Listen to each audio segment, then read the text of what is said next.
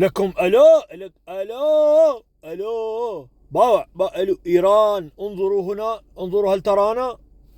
اسرائيل موجوده هنا، أنا حاط لك اياها بالقلم الازرق، والباخرات الامريكيه حاط لك اياها موجوده بالقلم الاحمر. العراق شو له علاقه بالموضوع؟ يعني راح تقول لي اني اهاجم القواعد العسكريه في العراق؟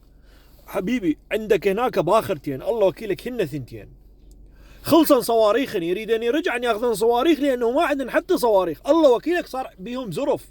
شايف هاي ما صواريخ من تضربكم من ورا يطلع نار، هذا النار سوى زرف، يريدون يرجعون لامريكا يصلحون، يرجعوا له تفرخ ويلزقوها شلون ما كان ويحطون بها صواريخ ويرجعون.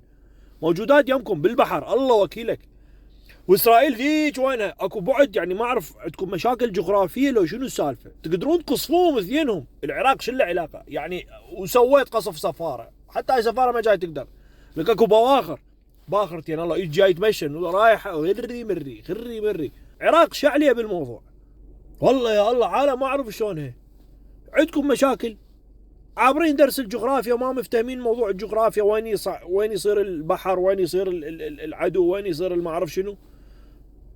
بالله لو كانوا واقعين بالاردن، يعني مع احترامات بدنا نقول، يمكن نقول يا بنزين خلص، بس معقوله حتى نص جيلي كان ما مخلين وقعوا بالعراق؟ يعني على منو تعبروا؟ هروح لكم فدوه. لا يطلع لك العراقي فرحان، الله ايران قصفتني، ترى ما جاي تباركك، ها جاي تنعل جد جدك، بس على المود تعرف. تحياتنا لكم.